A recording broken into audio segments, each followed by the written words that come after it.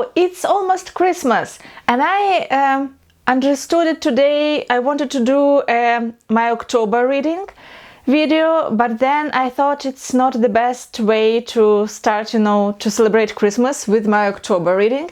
So I decided to do a Christmas tag, and I decided to do a Christmas Carol tag, first done by Lauren Wade. I will leave a link to her video and her channel down below. Go check her out. She's like wonderful. She's very busy now being a new mom, but I hope she will be back on BookTube more and more with her reviews, because I like her point of view very much. So yes, this is Christmas Carol tag, and the first question is The Ghost of Christmas Past, a book that was a childhood favorite. And for this, when I think back there when I was a little girl, I think I prefer Victorian literature and Victorian authors. I don't know why. Something about Victorian London just mesmerized me, and I like the vibe very much. And also I really liked that there were so many rules in society, because I was a kind of a girl that really liked rules and like to be a good girl. My favorites were Alice in Wonderland, Peter Pan, also Mary Poppins, which I don't know why, but people do not like it that much right now. But I do think it's a wonderful children's book, and I like it very much. When I was like 7, I read The Lord of the Rings, so it can be counts like my childhood favorites, because this was a book that definitely explains my taste in books for a long time. But I mean, it's an adult book, though I read it pretty early. Question number 2. The Ghost of Christmas Present, a recent book that you think will become one of your all-time favorites. And that's the thing about the end of the year. When I look back at my reading, and this is the second year in a row, my most favorite reads, like there is the difference between the books that I am enjoying reading while reading them and the books that will stay with me for a longer time. There are books that I enjoyed very much and I gave it 5 stars, and I almost can't remember what were in there. And there are books that I gave 4 stars and I think they will stay with me for a very long time. So if I want to tell about the books that will stay with me, I do think it's Clara and the Sun by Kazuo Ishiguro. I don't think it's my favorite Ishiguro, but I like the thoughts about motherhood and humanity in here. And I really liked how thought-provoking was it. This is maybe the best portray of motherhood and of different types of mothers which I read in a long time. There are a lot of thoughts about religion in here, and I can't say that I like to experience his point of view, but it's not something I maybe can relate to. But still, I like this book very much. Very thought-provoking, very human, very tender. I like it, and it will stay with me for a long time. Also, strangely enough, Neverwhere by Neil Gaiman. This is a fantasy book, and this is like a pure fairy tale fantasy without any compromises. It doesn't base on, our real experience. And I like this type of storytelling in this so much. I like how he drew the story. I like the characters. I like how imaginative it was and how beautifully written it was. It's a dark, grim story, but I liked it very much. And yeah, highly recommend the audiobook. My favorite books from last year ended up being mostly classic books and mostly rereads for me. So I want to mention My Cousin Rachel, which I like very much, but I can't say it's like the new book that you all will experience and enjoy, because most of people read this book already, and this is me who was late to the game. Question number 3. The Ghost of Christmas Yet to Come. A book coming out next year that you are most excited about. And this is hard to tell because when I look through the lists of books that will be released 2022, I can't say I'm excited about anyone. I do not know lots of names on these lists. Like this year, I was expected Sally Rooney's book and Kazuo Ishiguro's book and the new Jonathan Franzen, and I was very hyped about all this. I haven't read many of them, but I was hyped. And next year, I can't see anyone that I'm really interested in, except Emily St. John Mandel and her Sea of Tranquility. I don't know a lot about it. It's a dystopian novel. I really hope it's not about the plague, because I can't reread Station 11 now. Like, I can't do this, and I can't watch the TV series for any means. It's too scary for me now. I really want all this and then I can read this type of books again. But I like her storytelling, I like her writing, I like her language, and I like her characters a lot. So this is the one book that I'm waiting. Question number 4. Bah Humbug, a book that everyone else loves that you just can't stand. For this, I need to go with almost all Fredrik Backman books. I do not like this author at all. The worst book I've read was about grandma who called and asked me to tell you whatever. I really didn't like this book. I didn't like the message in it. I didn't like the portraits of people in it. I didn't like that book at all. I can't even tell about this because I don't want to be rude, and I just can't. Another book that was not for me was Where the Credits Sing by Delia Owens. Again, I did like the language in it and the poetic visage of landscape, of the march, of birds. I liked that part very much, but it felt for me like more non-fiction part of that book. I didn't like the characters. I hated love story, and I didn't like the mystery of it all because I did think it was done very poorly, and it was bad writing from the author. She really was not experienced in writing, novels and characters.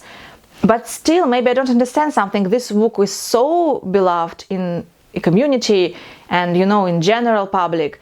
Maybe I do not understand it. Question number 5. Bob Cratchit, an all dependable that you always recommend. I know it's supposed to be one book, but I have a lot of books for it, and I do think that this book round my reading taste a lot, and surprisingly they all are historical fiction on one point or another. I don't know. I do think it's just heartwarming tales about people. So books that I try to push to everyone, which are newish books, not classics books, which I want more and more people to read, are Brooklyn by Colm Tolbin, Olive Kitteridge by Elizabeth Strout, The Dutch House by Anne Patchett, The 13th Tale by Diane Satterfield, and The Shipping News by Annie Proulx. I really think that all these books are very good, and they are very heartwarming, all of them. They restore my love to humanity, and I do think that there is something similar in all these books, and I like them very, very much. Question number 6. Tiny Tim, an underhyped book that you think deserves more love.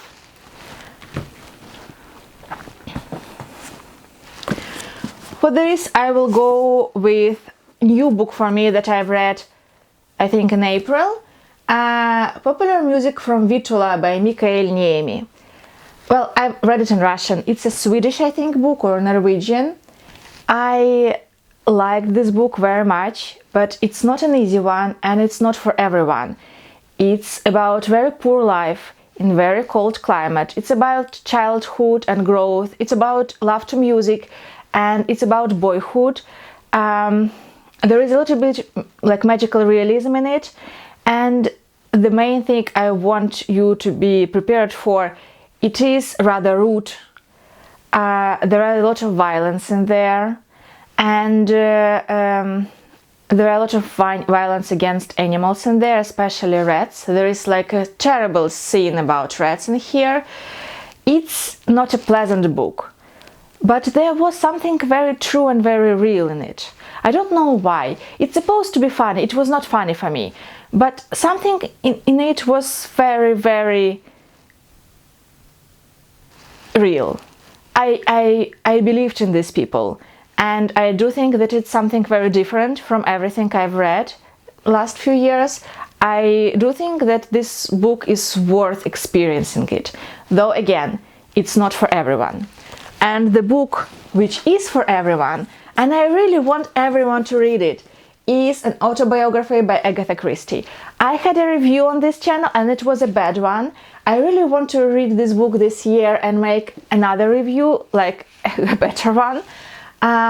This is a wonderful book about a wonderful person, and it is written with such good attitude for life, with love of life, with love for people, with love for work, and with curious attention to the world. I really think this is a wonderful, wonderful book, and it makes me want to read more Agatha Christie and more and more. And there are books that you say they change me, I became another person, and usually it's about self-help books. I really did think that this book changed me and my life, though it's not a self-help, it's a memoir.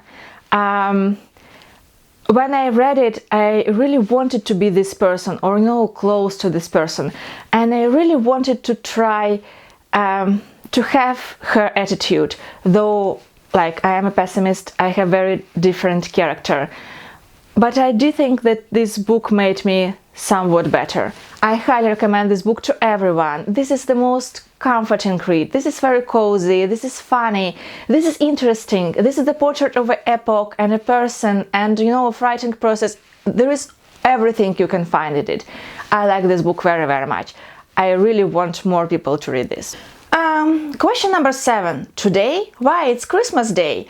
What's a book that always gets you in the mood for Christmas, apart from A Christmas Carol? And for this I have two. First of all, this is Russian edition, but this is Night Before Christmas by Nikolai Gogol. It's a very short novelette, something very small, short story maybe, and it's Russian classic about the night before Christmas. This is like ours Christmas Carol. It's also about demons and maybe ghosts, and the magic that can happening only the night before Christmas.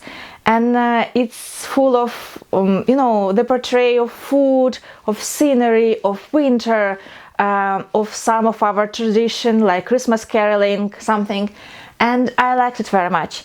I do think it's funny, and I do think it's, again, heartwarming, and religious in the best way. Like, there is religion in here, but it's not too much and it's not too moral. I really like it, yeah, and I highly recommend The Night Before Christmas by Nikolai Gogol. I do think that for non-Russian speaking people it will be very exotic in Russian way, so it's very cold and wintry, and there is Tsar Palace in St. Petersburg at one point, and there are demons, and it will be very, very different from everything you've read. So I can't say that it will bring the Christmas mood to you, because it's very different. But for me, it's definitely my most loved Christmas book. And the book that surprisingly I loved very much is The Bear and the Nightingale by Catherine Arden. This is like a fantasy fairy tale, again, about Russian folklore. And I do think this is a wonderful book, full of heart, full of it's very imaginative. I like the world in it, and it doesn't take place near Christmas, but it's a book that I like to read and reread winter time. Question number 8. The Muppet Christmas Carol, your favorite film adaptation of a book? I'm really bad with watching any TV adaptations. I'm bad with watching movies, and especially TV series. I can't do this with my kids running around most of the time, so I just have no time to watching movies. Though my favorite movies or series that I like to watch over and over again are the BBC series adaptation of Sense and Sensibility. I like it very much. I watched it a few times, like 3 times, and I definitely want to rewatch it again. I really like Poirot series by Agatha Christie and Miss Marple series, but different. I do think that I like Miss Marple more, like a TV adaptation. And yeah, I think we can end with this. Thank you, Lauren, for this tag. I do think it's wonderful, and it's bring me the vibes. And I hope to see you in the next video. Probably it will be a video about my October reading, which is funny, but October was really good reading month for me, so why not? Happy Christmas, and I hope that New Year will bring a lot of warmth and happiness in your home, and I'll see you in the next video very soon. Bye!